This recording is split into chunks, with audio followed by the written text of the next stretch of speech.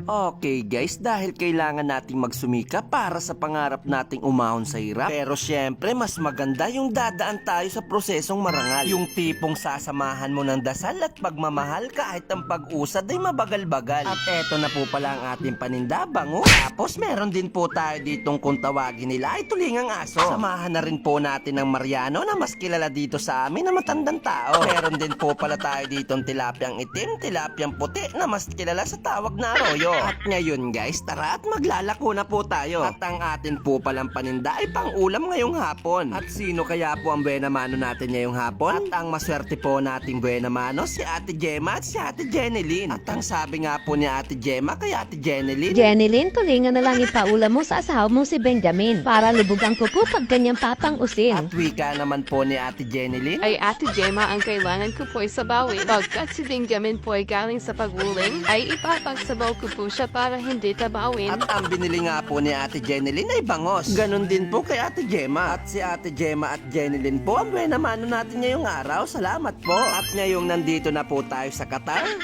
Roja, ang bibili naman po sa atin dito ay si Carla. Dahil yung asawa daw po niya ay nasa pagkarga, ipapagsabaw daw po niya ng bangos para ma-extra lakas pag siya naman ang kinarga. At ngayon guys, nandito pa lang tayo sa may Colbert pero may 2 kilo na tayong benta. At ngayong nandito na tayo sa Divisoria at nandito na po tayo sa simbahan ng Sumagungsong. Nandito na po tayo sa Gapang. Yung 2 kilo po natin benta, hindi man lang nadagdagan. Kaya papasukin po ulit natin itong akasyahan. Dito naman po tayo magmumula sa Gapang. Tapos dun po tayo lulusot sa Sumagungsong. Hanggang matagpuan na po natin si Ate Asun. At wika nga po sa akin ni Ate Asun, Utoy, sobrang hirap ng daan ano. oo nga po Ate Asun, halos yung bato susun-susun. Wari ko nga po, hindi din tatalba ng pison. At muli pong bumanat si Ate Asun. Utoy, sana'y matanggap yung apply ko sa gobyerno. At pag ako'y naging gobyerno, ipapasimento ko lahat ng masamang daan dito. Pati iambak-bakong mukha mo. Ay, grabe naman si Ate Asun, pati yung mukha kong nanahimik na damay pa.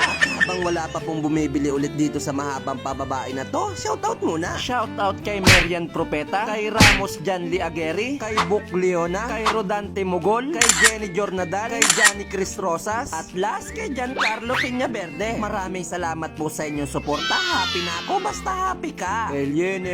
At ngayon guys, nandito na po tayo sa loob ng akasyahan. At pagkalampas lang po dito sa may putol na daan, ang bibili po sa atin dito si Kuya Chodoro at si Ate Maxine. Pero bago po bumili si Kuya Chodoro, tinanong niya po ako kung anong maiging gamot sa rayuma. Sabi ko po, Kuya Chodoro, kumuha ka po ng lumot ng inidoro. Tapos lagyan mo po ng kunting kalboro. Pagkatapos mo pong ipainom, supakan mo po agad ng Malboro. Pag hindi pa rin po yan epektibo, siguradong malapit na pong kunin niya ni San Pedro. At tulingan naman po ang bibili ni Ate Maxine. Pampakondisyon daw po dahil mamayang gabi si mister niya ay magbabaksin. At maiwanan na po natin dyan si Kuya Chodoro at si Ate Maxine. At ang bibili naman po dito sa atin ay si Ate Ipin at si Ate Klingkling. Si Ate Ipin po pala yung nakaitim. Ang bibilhin daw po niya ay tilapyang itim. Meron din daw po siyang tilapia kaso pasmaduhin. At ang bibili naman po ay si Ate Klingkling. Bibili na daw po niya ng pang-ulam yung pinagsanglaan sa singsing. At bibili daw po ulit siya sa akin pag naibenta na niya yung kanyang kinayas na tingting. Muli po pala nagbabalik si Ate Ipin at ang sabi po niya, Ay Utoy, kahit wala kang kapangyarihan, pwede bagang humili? Kahit talinutoy, basta't bukal sa puso mo yung aming lambing. kaya sabi ko po ate na ito po ang tulingan oh. Kaya po at sa susunod ay bibigyan ko naman po kayo ng alimango. At narinig nga po ni Kuya Porpogo yung aking sinabi. At ang sabi po niya, Utoy, isang shot puno. Bilis-bilis yung tubig yun siya. wala po akong masabi sa mga taong taga rito. Bukod sa marunong ng makisama, kahawig pa nung aking mga anito. Salamat po. At ang bibili naman po dito sa atin ay si Kuya Arturo Banaan na mas kilala po sa tawag na Arturong walang basa.